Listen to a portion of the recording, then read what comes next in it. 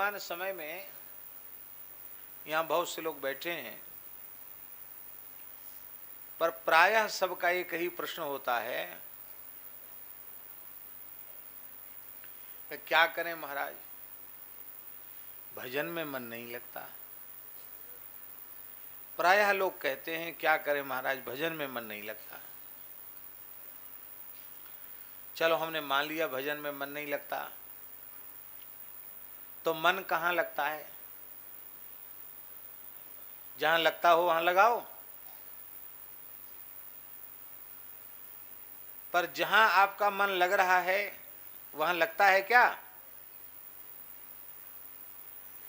भाई लगना तो तब माना जाए जब वहां लगने के बाद वहां से हटे नहीं। वहां से हट गया तो लगा कहां?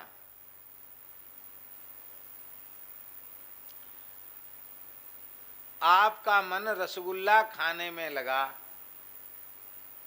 कितना खाओगे? 10 खाओगे, 20 खाओगे, 25 खाओगे। प्रेमी तो ज्यादा खिलाना चाहेगा, तब आप कहोगे कि अब तो मन भर गया। अरे भाई मन तो पहले लगा था रसगुल्ला खाने में, अब भर गया। नहीं नहीं महाराज, तो बहुत आग्रह है, इस छोटे बच्चे के हाथ से तो 2 रसगुल्ला जरूर ले लो। अरे भाई छोटा बच्चा हो चाहे बूढ़ा हो, यहां तक भर गए और कितना खाएंगे? ज्यादा खिलाओगे बमन हो जाएगा, अब नहीं खा सकते। अब मन बिल्कुल भर गया है, मन भर जाता है।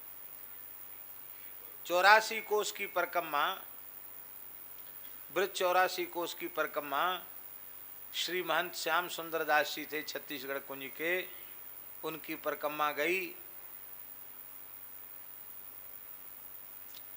कोसी पहुंची, ब्रज में कोसी है, तो कोसी में सेठ साहूकार बहुत हैं। क्वार के महीना में परिक्रमा होती थी उनकी, उठती थी क्वार महीना में। हम भी गए 1984 में गए महाराज जी के साथ उनकी परिक्रमा में।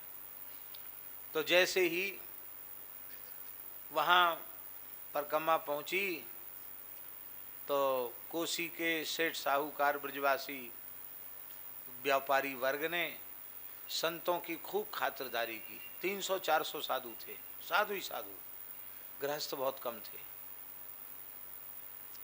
बढ़िया रबड़ी, खस्ता कचौड़ी, बढ़िया आलू का झोलदार साग और ठंडाई, भरपेट ठंडाई पियो, भरपेट रबड़ी खाओ और भरपेट स्वाद बदलने के लिए कचौड़ी और आलू का झोल।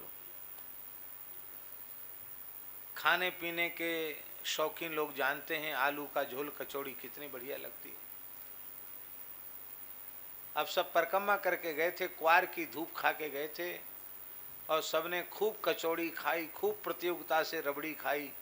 किसी ने कहा अरे हम तो 2 किलो रबड़ी खा गए, किसी ने कहा हम 1 किलो खा गए। खाई सबने। उसके बाद थोड़ी देर बाद फैला हैजा, पूरी परिक्रमा में हैजा फैल गया।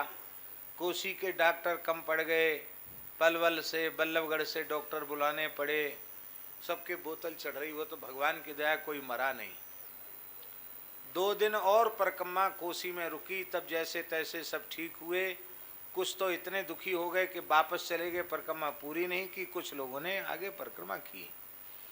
उसके बाद उस परिक्रमा में जो जो महापुरुष गए थे उनके सामने द्वारा रबड़ी आती, वो एकदम रोमांच हो जाता था उनको। नहीं नहीं नहीं नहीं नहीं, अब रबड़ी से हमारा मन भर गया, अब रबड़ी नहीं खाना, कचौड़ी नहीं खाना। परिक्रमा में खूब रबड़ी खाए।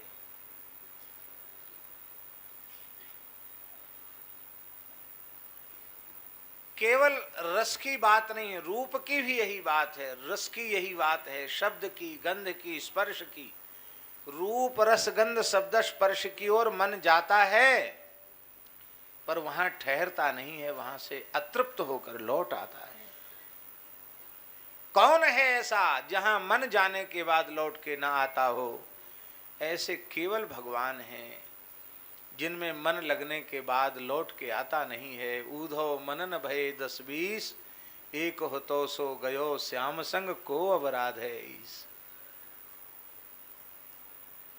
सूरदास जी कहते हैं मन में रहो नाहिन ठोर, नंद नंदन अछत कैसे आनिए उर और, चलत चितवत सुपन सोवत दिवस जागत राति, चित्त ते वह मधुर मूर्ति छिन न इत उत जाते, मन में रह्यो नाहिन ठोर।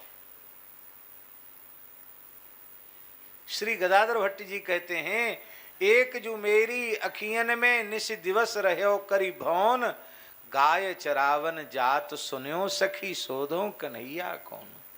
एक तो मेरी आंखों में दिन रात बसा रहता है, तू सखी कह रही को गैया चराए हुए गयो, तो गैया चराने वाला कौन है? सखी हो श्याम रंग रंगी। केवल भगवान ऐसे हैं जिनके रूप में, जिनके रस में, जिनके श्री चरण कमल की मकरंद सुगंध में, गंध में, जिनके मंगल में श्रीअंग के स्पर्श में जिसका मन लग गया, लौट कर फिर संसार में नहीं आता। इसलिए मन केवल भगवान में ही लग सकता है, भगवान में ही लगाना चाहिए। तो आप जो कोशिश कर रहे हैं ना कि हमारा मन भगवान में नहीं लगता, संसार में लगता, तो संसार में तो लगता नहीं, तो बात झूठी है। संसार में भोगों में लगता होता तो लग गया होता, वहां से हट गया, इसका मतलब नहीं लगता है। तो जहां लगता है वहां आप लगाते नहीं हो, और जहां नहीं लग सकता है वहां लगाने की कोशिश करते हो, अपना समय नष्ट कर रहे हो। क्यों समय नष्ट कर रहे हो?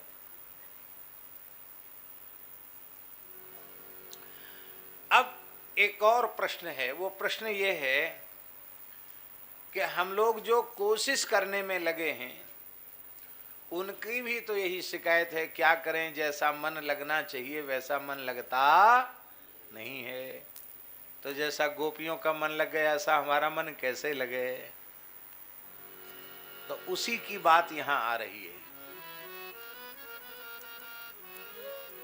ये संकल्प विकल्प करने वाला जो मन है, इस मन के संकल्प विकल्प को रोक दे, उस पर लगाम लगा दे, मन लगने लग जाएगा।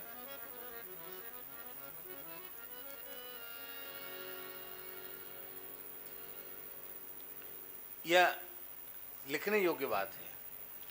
भजन यदि करना चाहते हैं ईमानदारी से, उसके लिए दो चीजें बहुत आवश्यक हैं, निष्काम वृत्ति और निसंकल्प स्थिति। निष्काम वृत्ति,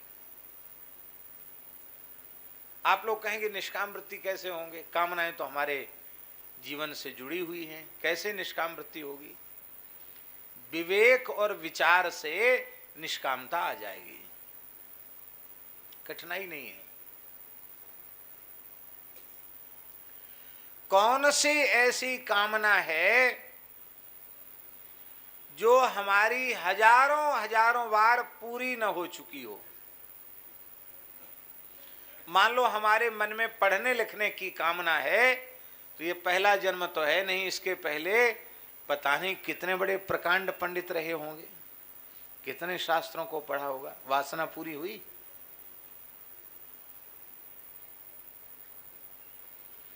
मान लो संतान की कामना है, तो जब से सृष्टि का क्रम चला है तभी से हम पैदा हो रहे हैं, मर रहे हैं, गिनती जोड़ो। हम समझते हैं कि दुनिया भर की जितनी आबादी हो सकता उससे ज्यादा संतान हमारी हो गई हो। 7-8 अरब आबादी बताते हैं लोग, और कोई ये पहला जन्म तो है नहीं। सब जन्मों की संतान जोड़ो तो शायद एक एक व्यक्ति की संतान अरबों खरबों में पहुंच जाएगी। पेट भरा कि संतान नहीं होगी तो कल्याण कैसे होगा? अरे बड़ी मूर्खता की बात है। संतान से कल्याण होता तो सुअरिया का, कुतिया का तो बहुत जल्दी कल्याण हो जाता। एक बार में कई कई बच्चे देते हैं, कल्याण कहाँ होता? भैया कल्याण भजन से होता है, संतान से कल्याण का क्या लेना देना? बारी मथे घृत हो ये वरु, सिकता ते वरु तेल, बिनु हरि भजन न भवतरिय, यह सिद्धांत अपेल। भजन किया कराया नहीं मिलेगा, स्वयं करना पड़ेगा। भजन तो खुद करना पड़ेगा। जैसे क्षुधा निवृत्ति खाने वाले की होगी, भोजन करने वाले की भूख मिटेगी, भोजन का वर्णन करने वाले की भूख नहीं मिटेगी।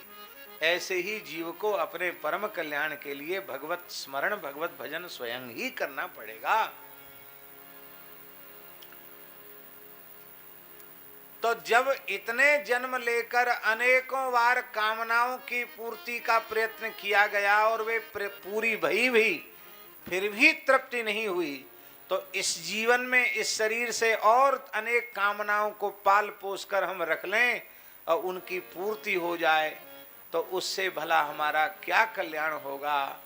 अरे जो कामनाएं हमारी पूर्व शरीर की कुछ शेष रह गई थी, उन कामनाओं का ही दुष्परिणाम यह वर्तमान शरीर हुआ।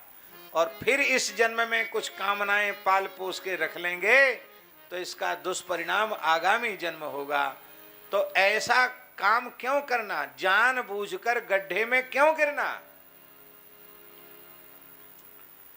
जानबूझकर धोखा खाना है यह कौन सहूर, आम कहां से खाओगे जब बोते गए बबूर। यारो एक दिन मौत जरूर। कौन सी कामना पूरी नहीं हुई। अच्छा,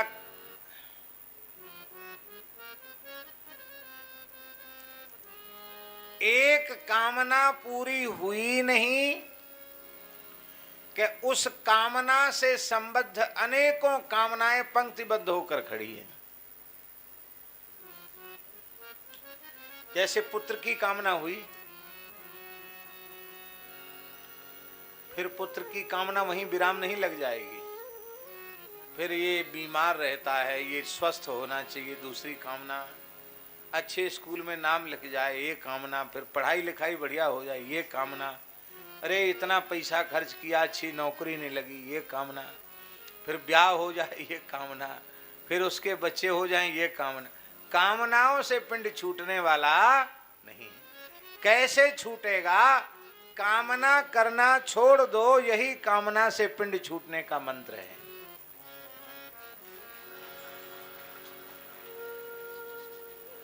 और जो कुछ पूरा होना है वो हो जाएगा, तुम्हारी कामना कर किए बिना हो जाएगा।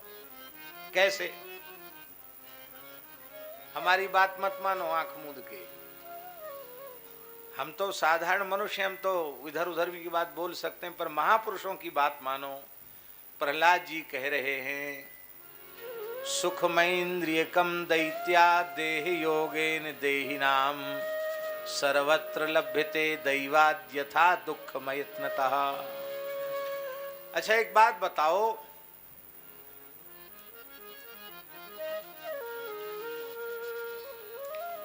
सुख की कामना सब करते हैं,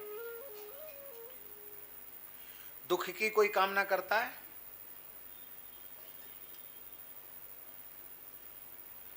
दुख की कोई कामना करता है, कोई नहीं करता। दुख होता है कि नहीं होता है। क्यों होता है।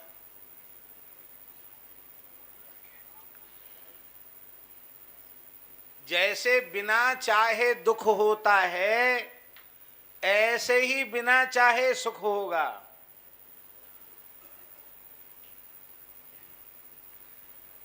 दुख के लिए प्रयत्न नहीं किया गया, बिना प्रयत्न के दुख होगा, बिना प्रयत्न के सुख होगा। तो जब होना है, पूर्व निश्चित है, तो सुख दुख के झमेले में क्यों पड़ना।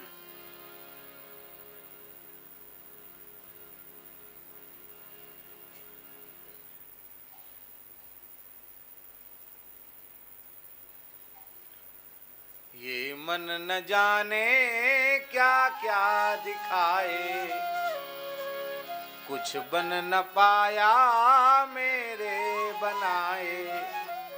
माई मेरे श्याम